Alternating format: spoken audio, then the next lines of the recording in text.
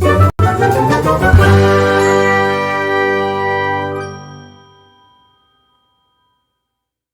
friends! Welcome back to my channel. I have been wanting to film this video for a few days now. I got a good amount of books, I think, for Christmas. So this year for Christmas, I asked everyone to get me a copy of their favorite book. Whoops, you heard nothing. So my Christmas haul just fell on the floor, so let me pick that up and we'll quickly go through my Christmas books.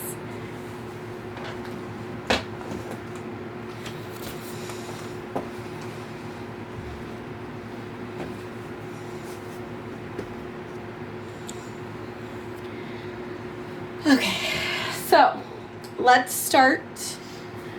I have read a couple of these books, I'm not gonna lie to you, but because I got them this year for Christmas, I really want to read them in 2024. Bless you. That was my husband. He tried to run so that he didn't sneeze inside. That was so cute. But these will be on my books I want to read in 2024. The first one is Of Mice and Men by John Steinbeck. I have read this, but it's been a number of years. I think high school. I was like 16. I'm 30 now, so wow. But this was gifted to me from my brother-in-law, Ben. I'm pretty sure that this is his favorite book, and it's fairly short, so that's always good. So it says, they are an unlikely pair. George is small and quick and dark of face. Lenny, a man of tremendous size, has the mind of a young child. Yet they have formed a family, clinging together in the face of loneliness. So it's been a while since I've read. Whoa! I wonder if Ben knows. So he got me this book, and there's lots of different passages that are highlighted. See, there's like orange and green, and then orange. I wonder if he knows that or not. I kind of like that because I can see what was important to them and kind of try and figure out why. But Of Mice and Men is the first book I got.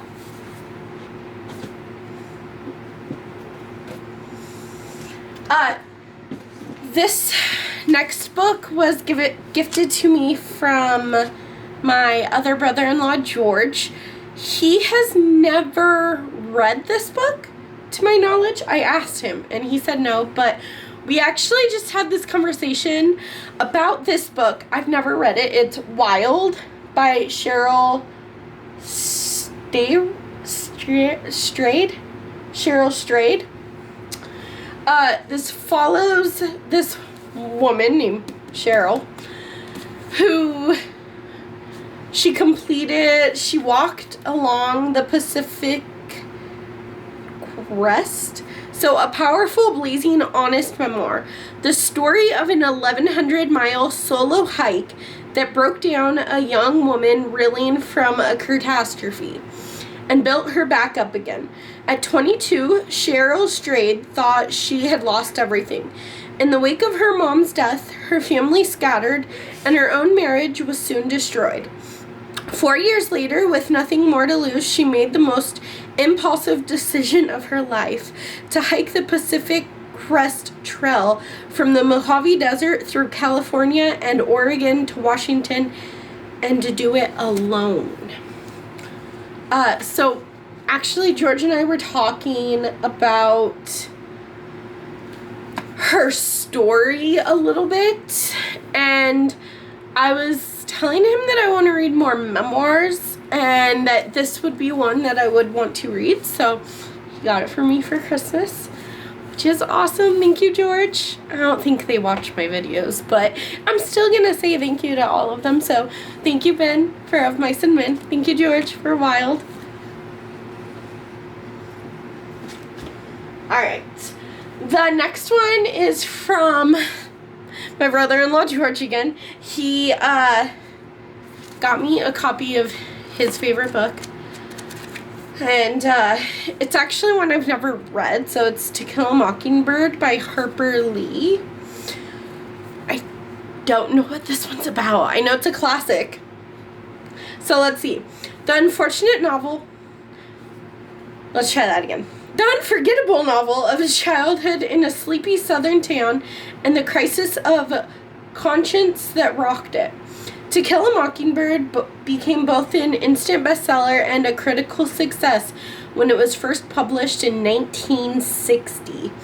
It went on to win the Pulitzer Prize in 1961 and was later made into an Academy Award-winning movie. It is also a classic. Compassionate, dramatic, and deeply moving, To Kill a Mockingbird takes readers to the roots of human behavior, to innocence and experience, kindness and cruelty, love and hatred, humor and pathos.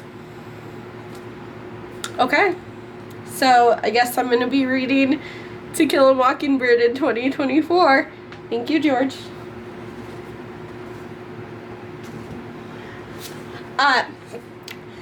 This next one was from my in-laws. I've already read this book.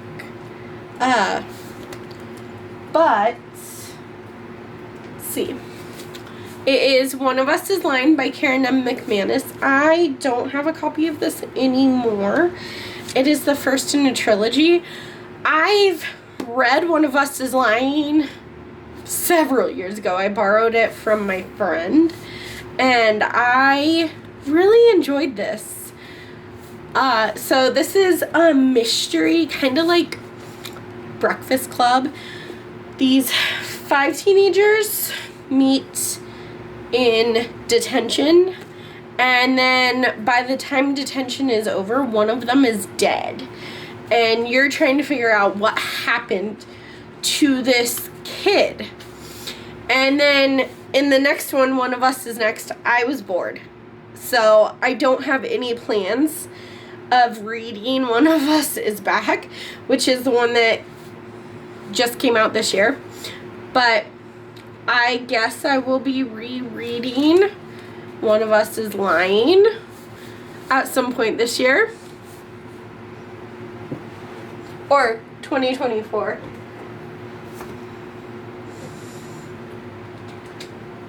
This one is a planner, but it's like, it's cute. So there's, yeah, just like a normal planner, a to-do list, and my calendar and everything.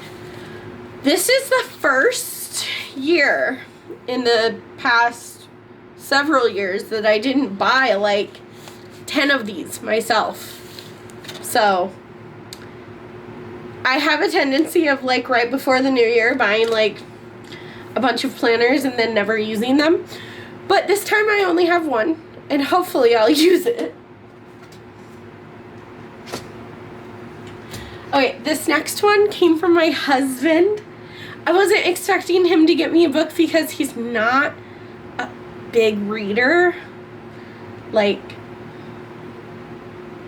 yeah, he doesn't read as often as I do, although does anyone. He doesn't read much, but he actually put like a little note card in here. The best wish to you, our favorite book. So I'm gonna keep that. But he got me this really nice special edition of Where the Red Fern Grows by Wilson Rawls. It's a hardback. So right now, the only copy, I guess that's not true. now that I have this one. But the only copy that I had before this was this yucky mass market paperback. And I'm not a huge mass market paperback girly, but it says special anniversary edition of the timeless classic. So like it says on here, our favorite book, it says I love you and our favorite book. But I have read this book many times in my life, and it is, when someone asks me what is my all-time favorite book, it's always Where the Red Fern Grows. This just has such a special place in my heart. It's going to make me emotional, but I am going to be reading it in 2024. It says a boy, his two dogs, and one big adventure. Oh. And then, yeah. But it was funny because he was like, you already own my favorite book. Because, you know, we have the same favorite book. But he's like, you already own my favorite book, so what should I get you? And to be honest with you, I didn't think he was really listening. And I was like, you should get me a special edition of Where the Red Fern Grows so that I can add it to my collection and have something better than the mass market paperback that I have. And he listened. So I will be doing a lot of rereading, it looks like, in 2024. Thank you to my hubby for buying me this book. It's beautiful. Alright, the next one was also from my brother-in-law, Ben. I think the next two are actually from Ben. I have read Lord of the Flies by William Golding. So I told them to get their favorite book so that I can read it, and he bought me Lord of the Flies and Of Mice and Men. He said Of Mice and Men is his favorite, and he thought Lord of the Flies was my favorite. I haven't read Lord of the Flies in years, but I did really enjoy it back when I read it the first time. A special edition of William Golding's classic novel, with the 1962 introduction by E.M. Forster, critical notes by E.L. Espin, and selected highlights from the 5 decades of critical analysis.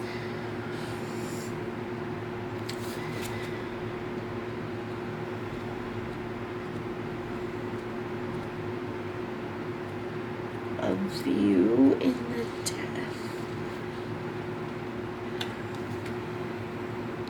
Oh, okay, and then notes. So the notes are back here. Selected highlights. Alright. Published in 1954, William Golding's Lord of the Flies has gained a unique status in the pantheon of 20th century literature, capturing generations of readers with a fascination and passion matched only perhaps by J.D. Salinger's The Catcher in the Rye, which is one that I've never read, but I would be interested in reading The Catcher in the Rye.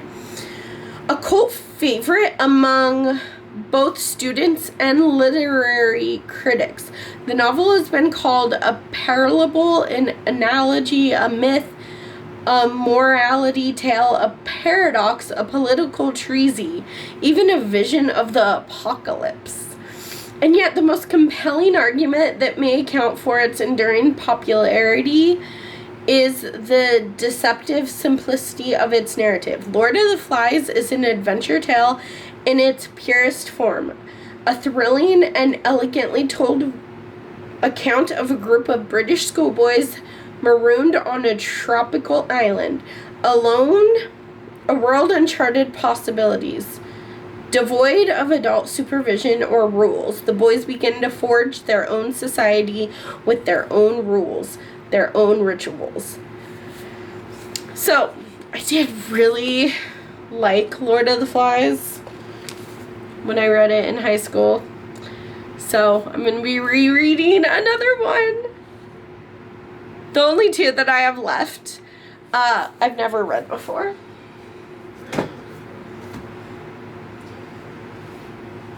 Ben got me The Road by Cormac McCarthy. The Syrian post-apocalyptic novel destined to become Cormac McCarthy's masterpiece. A father and his son walk alone through burned America. Nothing moves in this ravaged landscape save the ash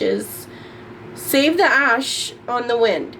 It is cold enough to crack stones, and when the snow falls, it is gray. The sky is dark. Their destination is the coast, although they don't know what, if anything, awaits them there. They have nothing, just a pistol to defend themselves against the lawless bands that stalk the road, the clothes they are wearing, a cart of scavenged food, and each other. The Road is the profoundly moving story of a journey.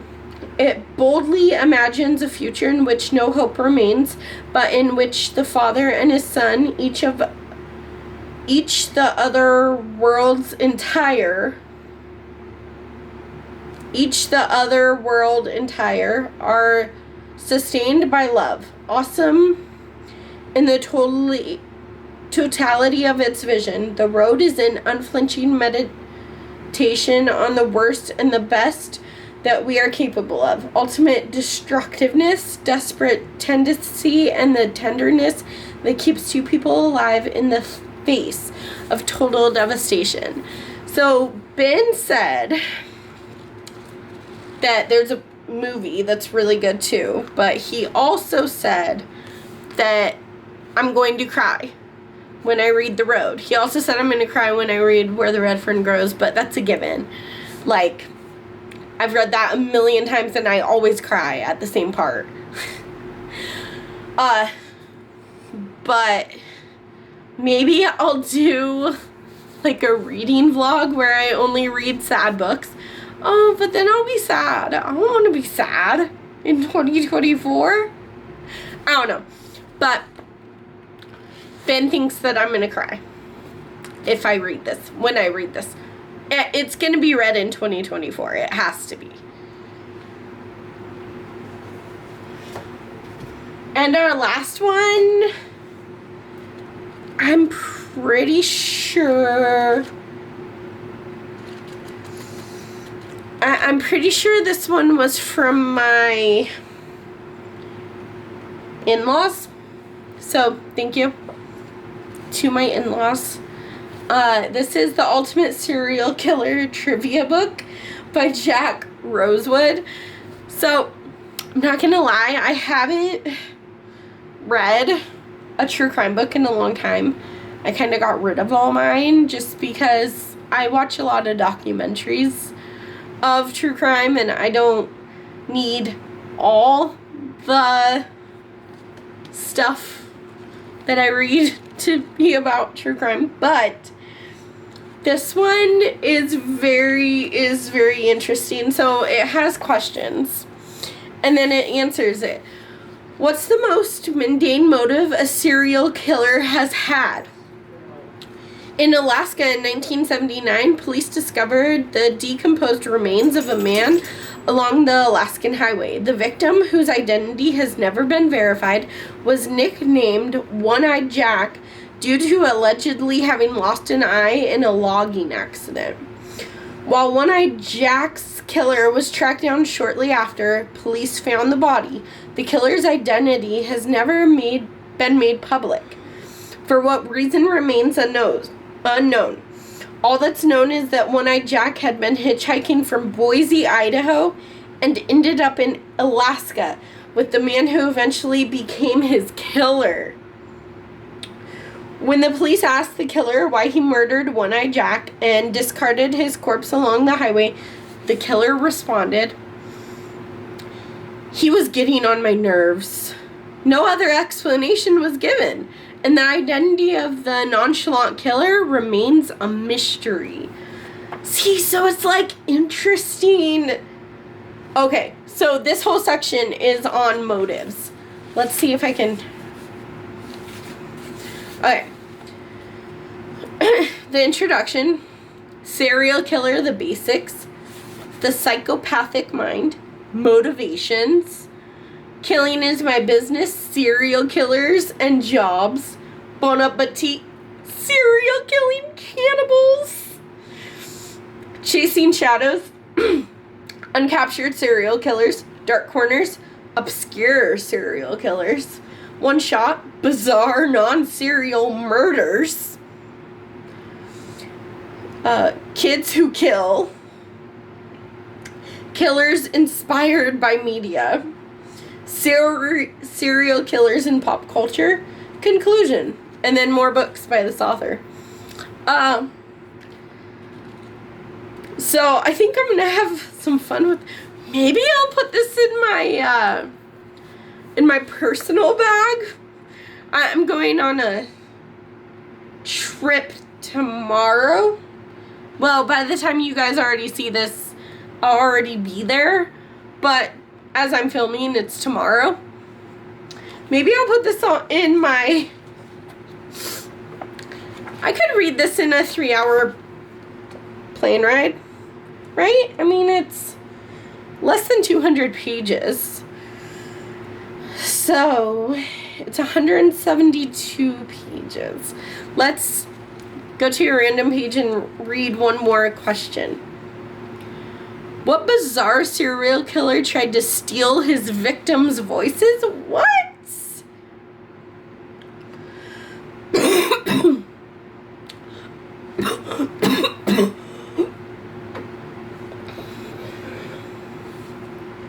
Okay, Edward Lewowski was a boxer, bodybuilder, and U.S. soldier who had a strange obsession with women's voices.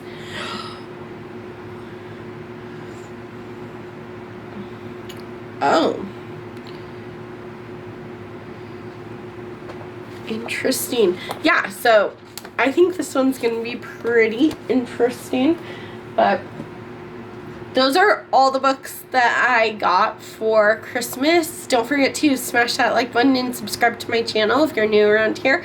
So we will be reading those books sometime in the year of 2024.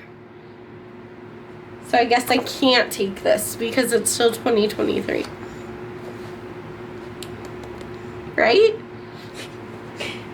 Anyways, I'll see you guys later. Bye!